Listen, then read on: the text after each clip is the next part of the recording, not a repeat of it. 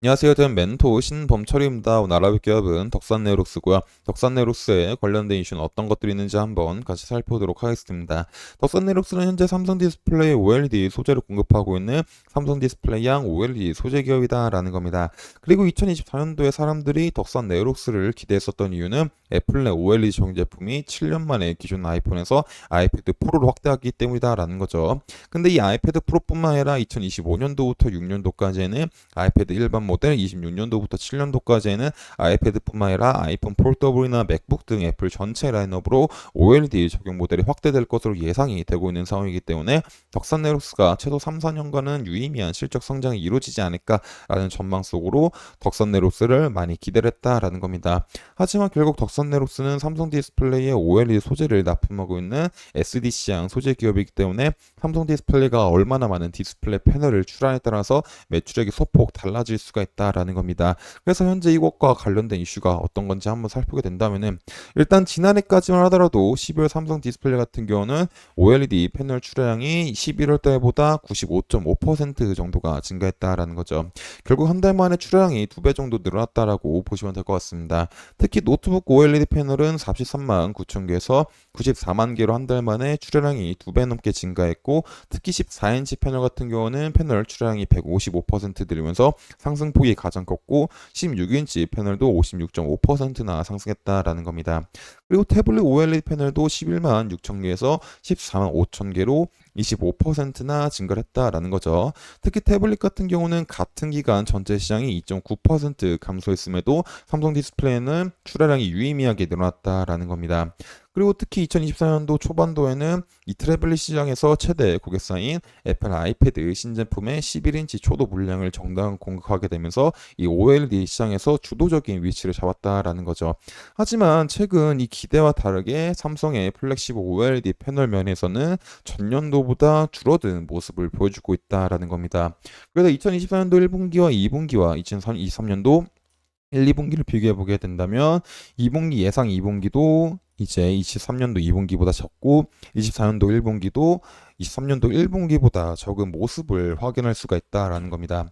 그러면 삼성에 대한 영향력이 왜 줄었을까라고 보게 된다면은 일단 이 OLED 패널 시장에서 가장 큰 파일을 차지한다라고 볼 수 있는 스마트폰 쪽에서 한번 같이 살펴보도록 하겠습니다. 일단 이제 이 그래프는 이제 스마트폰 판매량에 대한 매출 판매 비중을 21년도부터 23년도 10월 달까지 나타낸 것이라고 보면 될 것 같습니다. 일단 이 기간 동안 중간중간에 뭐 반등은 나오긴 했지만은 결국에 2023년도 9월 달까지 스마트폰 판매량이 뚜렷하게 증가하지 않았다라는 거죠. 하지만 2023년도 10월 달부터는 스마트폰 판매량이 27개월 만에 증가세로 전환이 됐다라는 겁니다.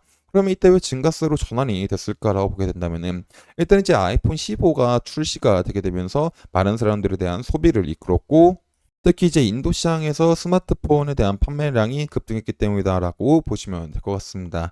그래서 현재 이제 인도 시장에 많은 기업들이 스마트폰 영향력을 높이려고 노력을 하고 있다라는 겁니다. 특히 삼성 같은 경우도 이 스마트폰 시장을 인도 시장에서 영향력을 높이려고 많이 노력하고 있다라는 거죠. 그러면 왜 삼성이 인도 시장을 노리고 있을까라고 보게 된다면은 일단 2022년도 기준으로 해가지고 인도 시장의 스마트폰 평균 판매 가격은 250달러 정도로 중저가 제품이 주로 팔리는 시장이다라고 보시면 될 것 같습니다. 그리고 인도 전체 스마트폰 판매 가운데 600달러 이상의 프리미엄 스마트폰 같은 경우는 비중이 약 17% 정도로 아직은 조금 낮은 모습을 보이고 있지만 현재 중산층에 대한 소득 증가와 젊은 층의 최신 기술 선호도로 인해 가지고 이 프리미엄 스마트폰에 대한 시장도 점점 커지고 있다라는 거죠. 그리고 또 다른 하나는 현재 전 세계 스마트폰 보급률이 70%가 넘는 것으로 보고 있는데 작년 4월 인도 인구는 14억 명이 넘음에도 불구하고 스마트폰 보급률이 50% 초반에 그치다 보니까 인도에 대한 성장 가능성이 아직까지 한참 남았다라는 겁니다. 그래서 현재 이 최근 삼성과 애플 같은 경우는 인도 시장에 적극적으로 공략을 하고 있다라는 거죠. 그러면 앞서 말했듯이 인도 같은 경우는 이런 장점을 인해 가지고 새로운 스마트폰의 판매처가 될 수 있긴 하지만 왜 발빠르게 인도 시장을 빨리 진출하려고 하냐 보냐면은 결국에 중국에 대한 판매량이 더 이상 늘리기 어렵기 때문이다라고 보시면 될 것 같습니다. 그래서 특히 애플 같은 경우는 연간 2억 대에 대한 스마트폰을 판매하면서 생산하고 있는데 그 중에서도 95%가 중국에서 만들고 있지만은 결국 중국 같은 경우는 현재 정부가 공공기관 내 외국산 스마트폰 사용을 금지하면서 애플에 대한 판매 영향력이 굉장히 줄어들고 있다라는 거죠. 그리고 이런 움직임은 삼성전자가 만든 핸드폰도 비슷한 움직임으로 가고 있다라고 보시면 될 것 같습니다. 결국 최근 중국 내 스마트폰 같은 경우는 애국 소비 열풍을 인해 가지고 과거만큼 국내 핸드폰이나 아이폰에 대한 판매량이 월등하게 증가하고 있지 않다라는 겁니다. 결국 이 판매량이 월등하게 증가하고 있지 않기 때문에 이 삼성 디스플레이가 이제 한정적인 공급사인 삼성전자와 애플한테 많은 패널을 줄 수가 없어 가지고 패널 출시가 점점 줄어들고 있다라고 보시면 될 것 같습니다. 그래서 결국 중국 같은 경우는 이 애국 소비로 인해 가지고 자국 내 패널 생산량이 증가하고 있다 보니까는 결국 삼성 디스플레이 같은 경우는 전과 같은 퍼포먼스를 내기 쉽지가 않은 상황이다라는 거죠.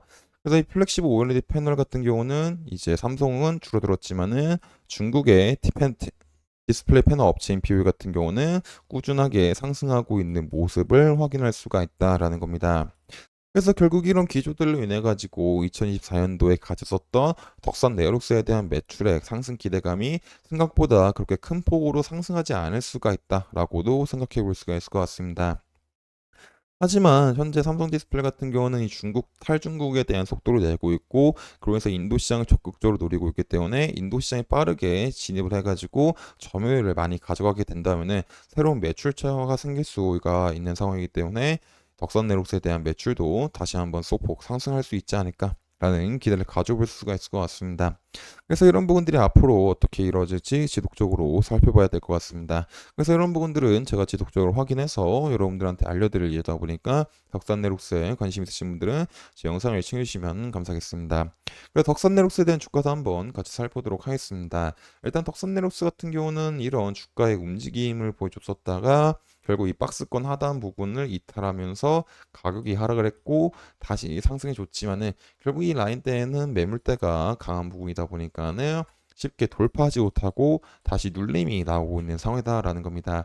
그리고 현재 이제 주가가 지속적으로 하락을 하고 있는 이유는 2024년도는 IT 오일의 시대가 들어가게 되면서 패널에 대한 출하가 유의미하게 증가할 거다라는 기대감이 있었지만은 아직까지 이 덕산네룩스의 주요 전방 사업인 삼성 디스플레이가 뚜렷하게 증가하고 있는 모습을 보여주고 있는 상황은 아니기 때문에 생각보다 덕산네룩스가 2024년도 1분기에도 많은 매출액을 기록하지 못할 수가 있다라는 실망감으로 인해 가지고 이런 매도 물량이 조금 나가지 않았나라고 볼 수가 있을 것 같습니다.